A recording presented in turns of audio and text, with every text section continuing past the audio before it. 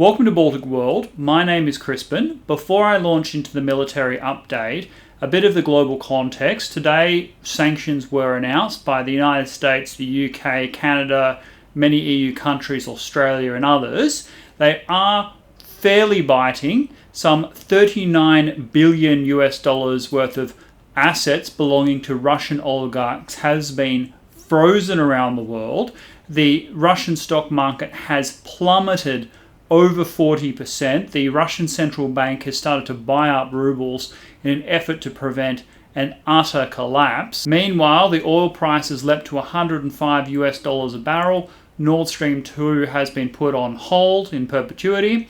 And while the sanctions are severe, the ultimate trump card, the SWIFT payment system, decoupling Russia from that, would cripple its economy, shut down all financial transactions basically being made in and out of Russia, preventing banks from being able to communicate with those within the Russian borders. Well, various EU countries, particularly Germany, Austria and Italy, have balked at doing that because of the blowback on their own countries. However, that does remain an escalatory option, particularly as the crisis deepens. Neighbouring countries to Ukraine, including Poland, Slovakia, Moldova, they've all opened their borders to Ukrainian refugees. It's expected that up to 5 million Ukrainians will flee the country due to the ongoing onslaught from the Russian military. NATO, meanwhile, has held an emergency session, attended critically and tellingly by Sweden and Finland.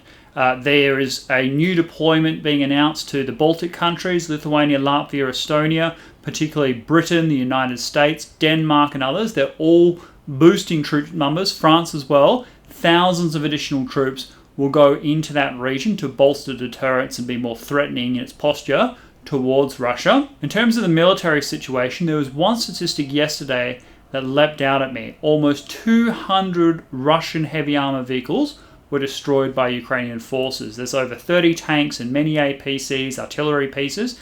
The reason for that is the US-made Javelin missile. It is the most diabolically genius anti-armor weapon ever conceived for mobile infantry forces. It has an amazing advantage in that it not only is it a fire and forget system, i.e. you target it, you lock on your target, you fire. That means you can duck behind cover before anyone knows what's happened.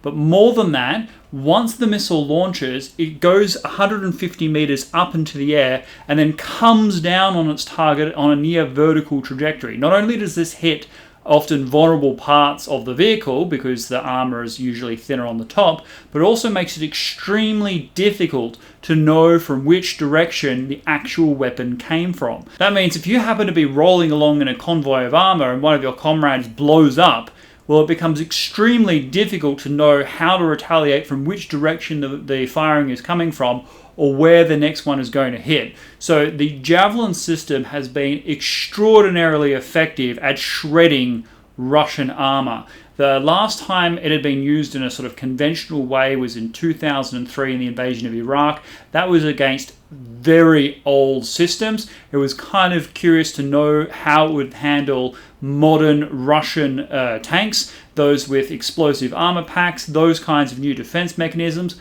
Well, the Javelin is making short work of them. It is absolutely vital that more Javelin units find their way into the Ukrainian armed services as soon as possible. Javelins are also extremely useful against helicopters, not as well known, but a useful element of that platform. And if enough of those units make it into Ukraine, then it's going to be very difficult for mass armored units to operate, particularly in urban areas where infantry small units can operate far more effectively. That said, the Russian juggernaut today has been utterly relentless. All through the night, dozens and dozens of cruise and ballistic missiles bombarded and rained down on Kiev.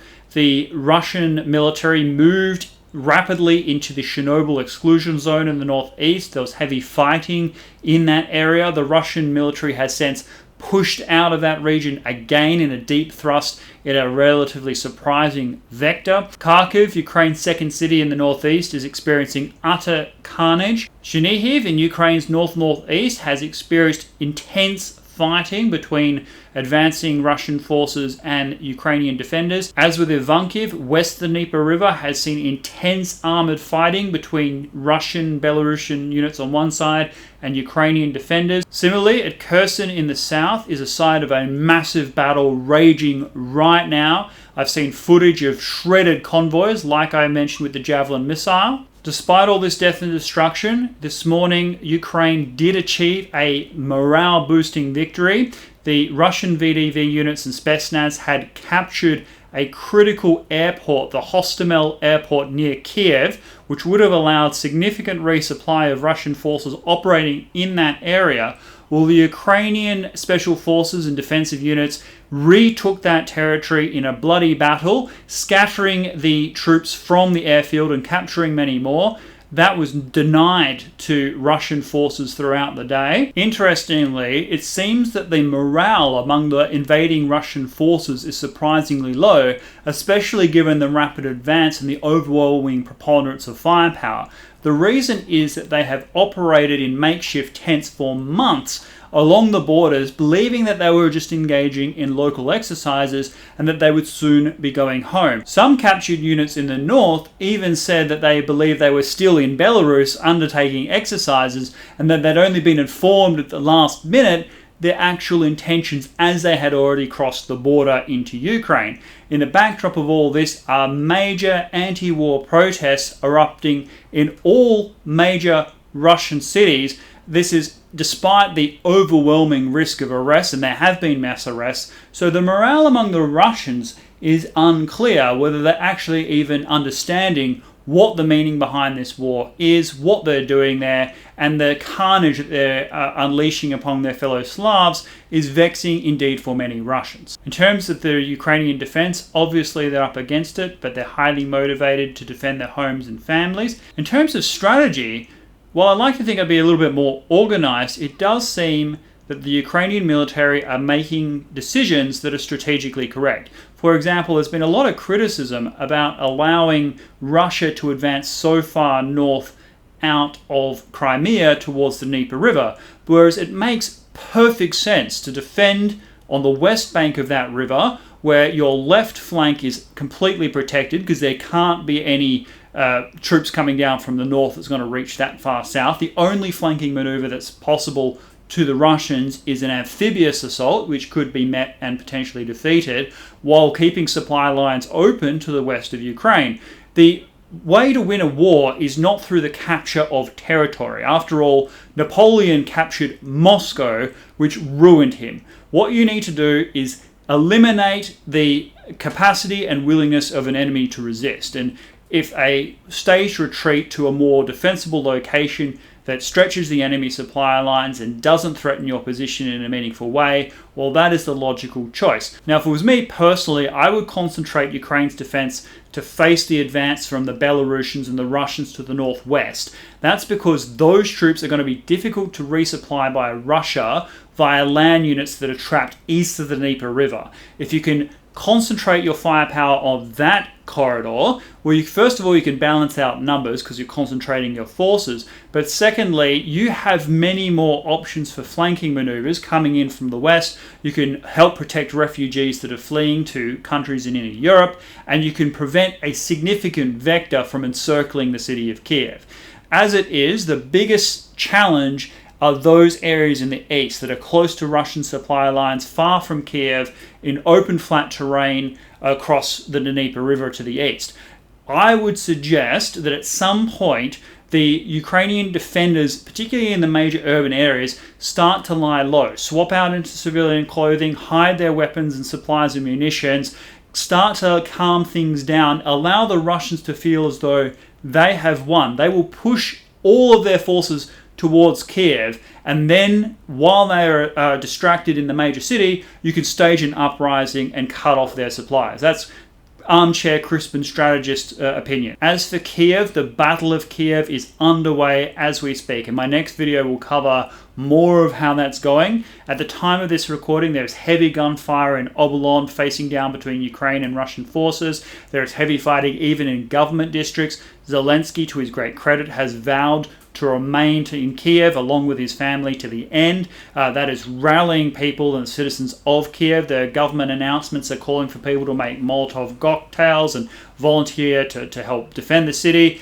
Thousands, tens of thousands of small arms are being handed out to Ukrainian civilians. So the coming days around Kiev is going to be absolutely telling. If this descends into a quagmire for Russia, if Russia has to lay siege to this city for extended periods of time, well, that is going to massively swing the pendulum in Ukraine's favor. However, if Russia's thrust into the capital continues at a breakneck speed and ultimately captures the central business district, and God forbid Zelensky and his senior officials, well, that is going to make it far more difficult for the Ukrainian insurgency to build up steam. Nevertheless, even in that eventuality, the American Secretary of Defense has vowed to train up a Ukrainian insurgency outside of the borders of Ukraine, and then they will be able to enter Ukraine to fight the Russians from other parts of Europe. Beyond that, there is just utter bloodshed and carnage all over the country. Thousands of civilians are dying.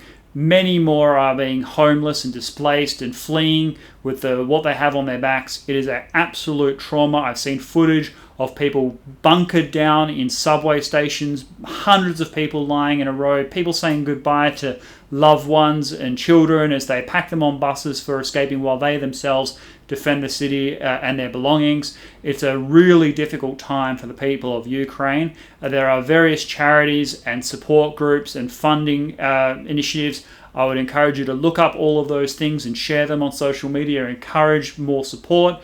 And I will continue to provide an update, particularly focused on the Battle of Kiev, in 24 hours' time once that becomes clearer. Thank you so much for watching for now. Until next time, goodbye.